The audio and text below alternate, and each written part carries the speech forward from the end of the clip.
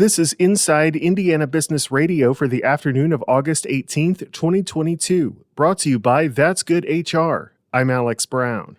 The Four Winds Casino in South Bend has dedicated the addition of 40,000 square feet of gaming space, part of an overall project that includes a 23-story hotel and events center.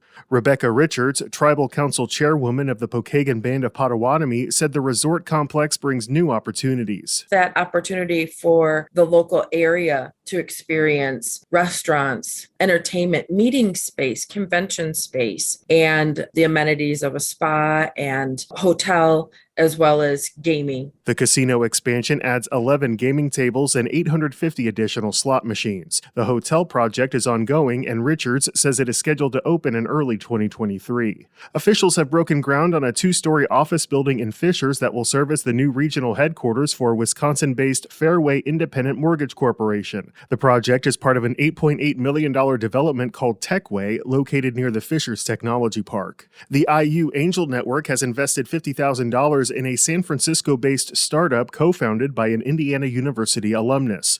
Go Charlie, which has developed an artificial intelligence-based content marketing platform, says the funding will be used to expand the platform and business development opportunities. Inside Indiana Business Radio On Demand is made possible by the following. With one call to That's Good HR, your hiring challenge is solved. It's that simple. That's Good HR is the secret ingredient to strategic staffing. Have an HR, accounting, administrative, or customer service position to fill? Trust That's Good HR to make a match that's good for everyone, whether temp to hire, or a direct hire placement. For 22 years, That's Good HR has been handpicking employees and employers through a highly personal and authentic approach that delivers long-term results. Visit that'sgoodhr.com.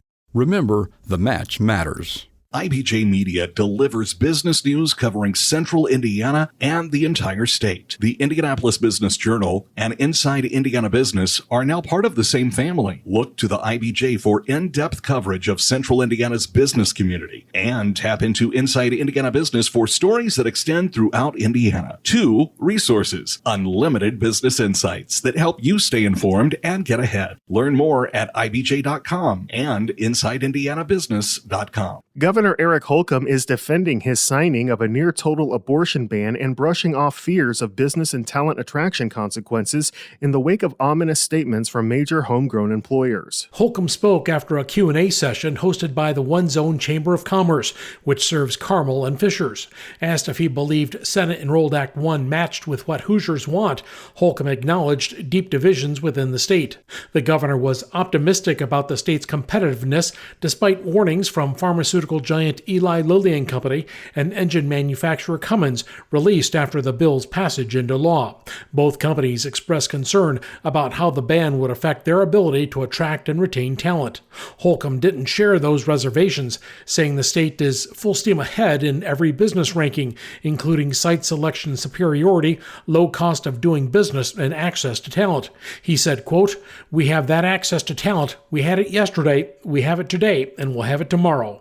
Wes Mills, Inside Indiana Business Radio. The state of Indiana and Indianapolis-based Lilly Endowment today announced what they're calling the largest financial investment in literacy in the state's history. The Indiana Department of Education says the $111 million investment will support the state's goal of having 95% of Hoosier students pass the iRead 3 exam by 2027. The state says the investment will support the deployment of instructional coaches to Hoosier schools, offer stipends of up to $1,200 to teachers who participate in professional development focused on the science of reading, provide targeted support for students in need of improving their reading skills, and create a literacy center focused on science of reading strategies. Inside Indiana Business, IBJ Media, and the Indiana Economic Development Corporation hosted this year's second Engage Indiana event yesterday. A crowd of about 300 business, academic, and community leaders gathered in South Bend to hear from Indiana Secretary of Commerce Brad Chambers and a panel of local business leaders focused on issues including workforce development, talent attraction, and quality of life initiatives. ChemCrest CEO Amish Shah said technology and innovation are helping to drive growth in the region. You're seeing more and more instances of great startups actually becoming more mature. which is inspiring other people to want to say, we've got the resources, we've got the infrastructure, now we can find the funding, and we could actually do this. Graham Allen Partners Managing Principal Tracy Graham also talked about the state of the region's economy. Where we've done a really good job is we've made some advancements in technology. We've done a lot in the form of really advanced manufacturing and starting to see some benefits from that. So I think, look, we have the foundational pieces to continue to prosper over the long term. You can see more from the event on this weekend's edition of Inside Indiana Business Television. This report is brought to you by That's Good HR, the secret ingredient to strategic staffing. More at that'sgoodhr.com. I'm Alex Brown for Inside Indiana Business Radio on Demand.